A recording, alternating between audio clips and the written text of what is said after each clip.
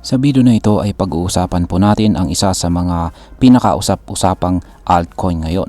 At yan po ay walang iba kundi si Picoin or mas kilala bilang Pi. Isang bagong cryptocurrency na mabilis sumikat pero mabilis ding bumagsak. Sa kabila nito, may mga prediction na baka maabot daw ni Picoin ang presyong $2.50 sa mga susunod na buwan. Pero kailan kaya ito mangyayari? At posible ba talaga ito? At higit po sa lahat ay aalamin din natin kung ano po ang posibleng maging epekto nito para sa atin bilang mga Pinoy crypto traders at investors ni Picoin.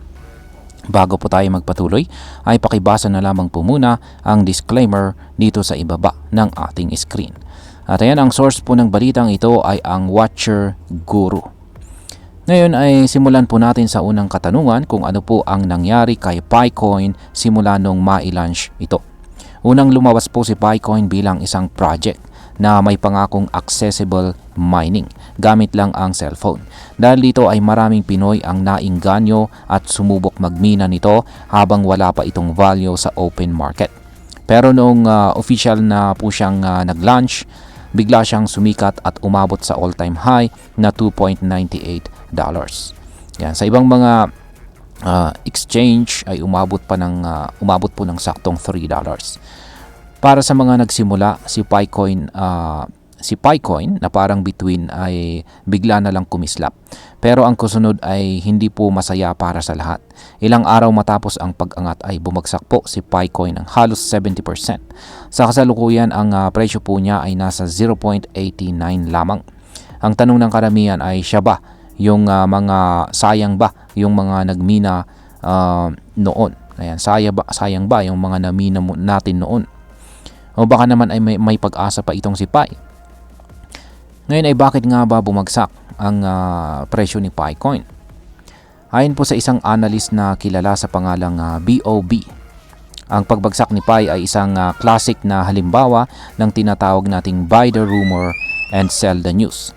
Ibig sabihin ay maraming bumili ng Picoin dahil sa mga balitang may malalaking project itong paparating. Pero nang official nang nai-announce ang isang $100 million na development fund na tinatawag na Pi Network Ventures, sa halip na tumaas ang presyo ay bigla po itong bumagsak ng 28% sa loob lamang ng 24 oras.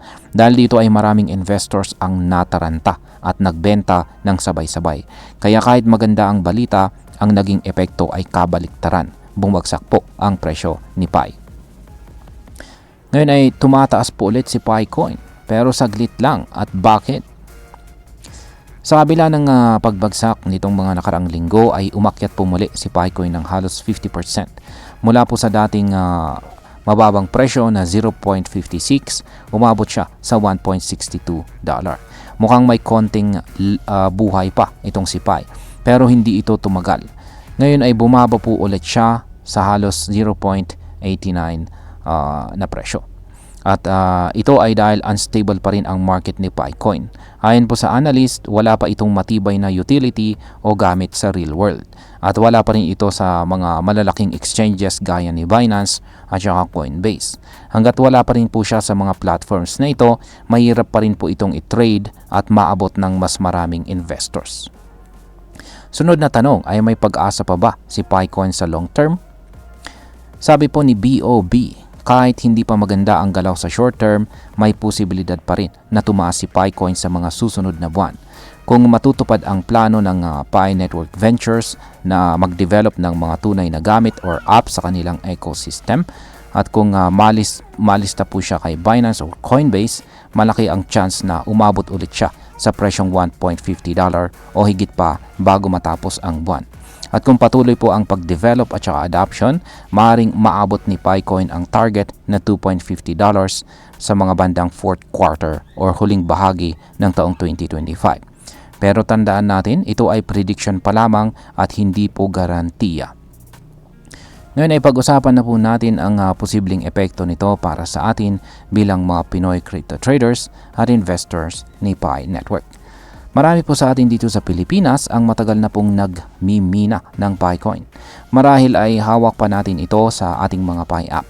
Pero dahil wala pa ring official o hindi fully open ang mainnet, hindi pa natin ito meron pang mga pioneers ang hindi pa hindi pa nila na-complete yung kanilang KYC. Ayan, at yan na nga, dahil dyan ay hindi pa pwedeng ma-withdraw yung kanilang mga, ayan, marami pang sa madaling salita ay marami pang naipit. Ayan, at hindi pa nila pwedeng ma-transfer yung kanilang mga namina na Picoins sa papunta sa mga exchanges or outside wallet. Kaya kung isa ka po sa mga matagal nang nagtiyaga na sa pagmimina, ay mas mainam po na maghintay at bantayan po natin ang updates. Ayan. Kaya kasi kapag dumating na ang listing at saka bukas na ang mga withdrawals sa mga exchanges na yan, ay talagang magkakalaman po talaga ang hawak natin na Pi. At kung ikaw naman ay nagbabalak na bumili ng Picoin, dapat mo munang tanungin ang sarili mo. Handa ka bang mag-risk sa isang coin na hindi pa ganap na establish? O baka naman gusto mo munang maghintay ng mas malinaw na developments gaya po ng Binance listing? Yan, bilang panghuli, ang masasabi ko naman tungkol dito ay si Picoin ay isang very interesting naman po na project. Maganda ang kanyang layunin kung saan ay gawin ang crypto mining na accessible sa lahat kahit wala pong malalakas na computer. At para sa mga developing countries tulad po ng Pilipinas ay napakalaking bagay nito. Pero sa ngayon ay masyado pa siyang maagang husgahan. Wala pa siyang hindi pa open ang kanyang hindi pa fully open ang access sa kanyang mainnet. At wala pa sa mga major exchanges at hindi pa clear kung paano kikita or gagamitin ang coin sa totoong buhay.